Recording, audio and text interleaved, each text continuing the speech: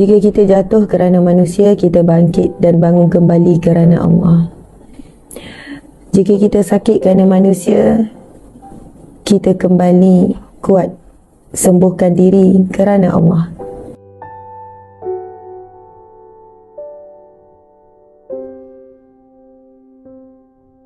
Walau apa pun yang berlaku dalam hidup kita, kehidupan perlu diteruskan. Walau apa pun yang berlaku dalam hidup kita,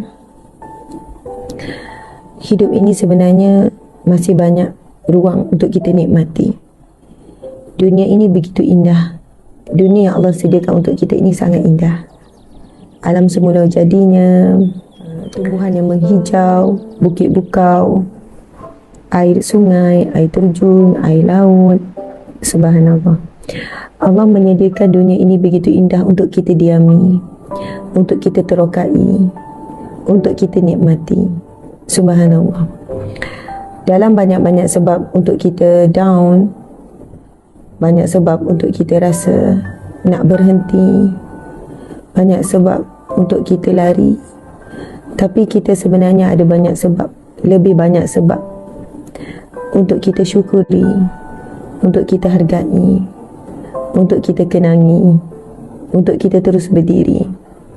Sebab utama adalah kerana Allah tidak pernah meninggalkan kita. Hanya kita yang selalu meninggalkan Allah. Allah tidak pernah meninggalkan kita walaupun satu saat. Hanya kita yang selalu meninggalkan Allah. Nabi Muhammad tidak pernah melupakan kita. Hanya kita sahaja yang selalu melupakannya. Jika kita jatuh kerana manusia, kita bangkit dan bangun kembali kerana Allah.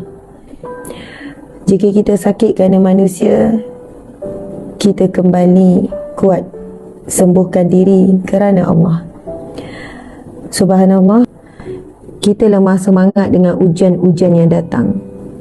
Kita cepat down. Itu juga fitnah dan juga tipu daya yang melemahkan mental umat Islam, rohani umat Islam, emosi umat Islam, fizikal umat Islam. Sedangkan Allah berfirman, kuntum khaira ummatin ukhrijat linnas. Kalian adalah umat yang terbaik yang dikeluarkan di kalangan manusia. Tapi kenapa kita tak boleh jadi terbaik?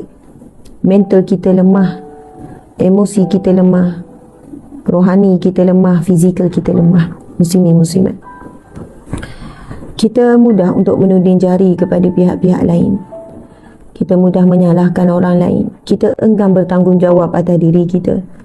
Kita tidak mahu bertanggungjawab dan mengakui kelemahan diri, kekurangan dan kesilapan diri. Memang lebih mudah untuk menyalahkan orang lain. Memang lebih mudah untuk menuding jari. Sebab kita akan rasa kita bukan teruk. Kita akan rasa kita still baik, still bagus bila kita boleh menuding jari kepada orang lain.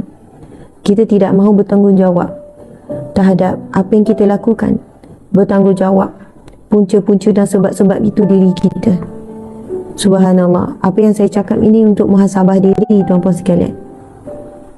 Tapi bila kita nak bertanggungjawab dengan apa yang kita buat, bertanggungjawab sebagai seorang ibu, sebagai seorang isteri, sebagai seorang suami, sebagai seorang anak, sebagai seorang adik-beradik, sebagai seorang sahabat, bertanggungjawab sebagai seorang umat Nabi Muhammad, sebagai seorang hamba Allah.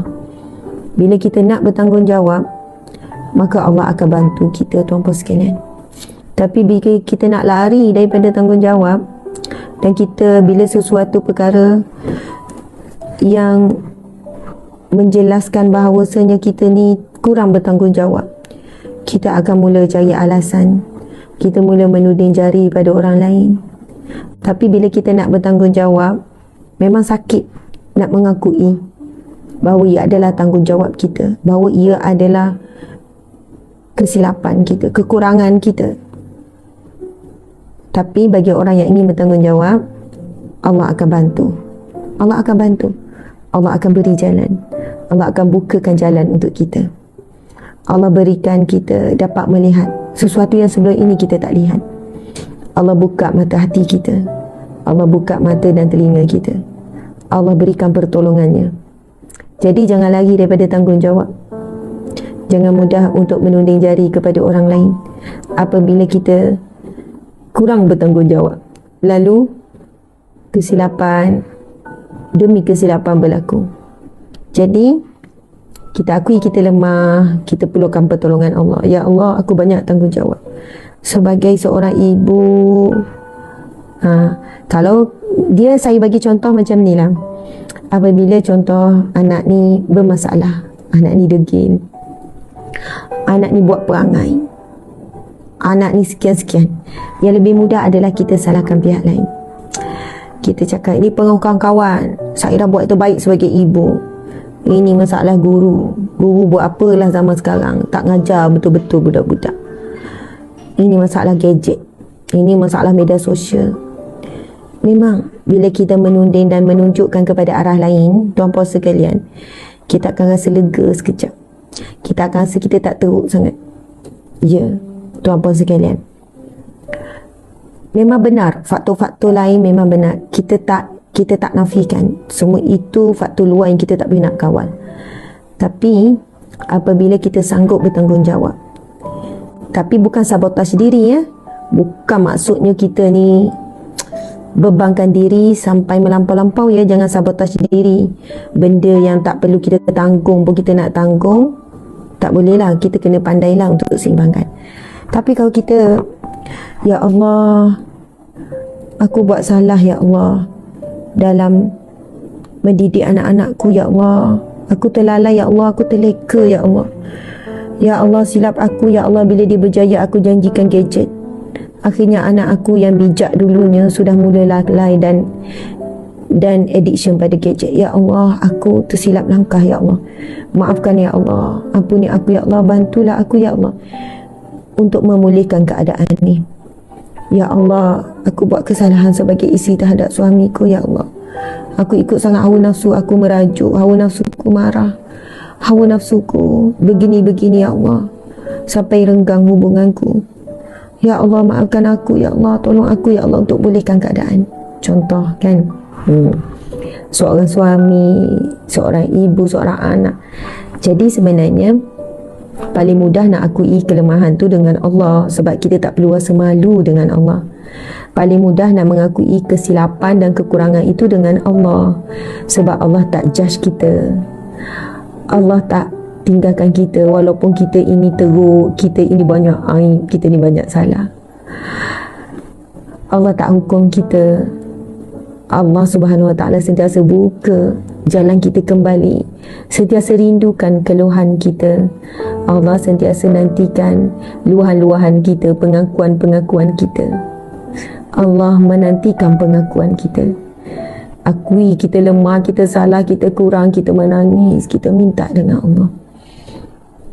Lalu Allah yang maha kuat, ya qawi, akan beri kita kekuatan. Allah ya hakim, yang maha bijaksana, Allah berikan kita kebijaksanaan. Allah ya alim, yang maha mengetahui, Allah berikan kita pengetahuan. Allah ya rasyid, yang maha cegah, beri kita kecerdasan. Allah ya nur, ya hadi, ya haq, yang memberi cahaya hidayah kebenaran, Allah akan berikan kepada kita. Allah akan bimbing kita untuk jadi lebih baik, dan insya Allah kehidupan kita juga bertambah baik. Masya Allah, Alhamdulillah, mudah-mudahan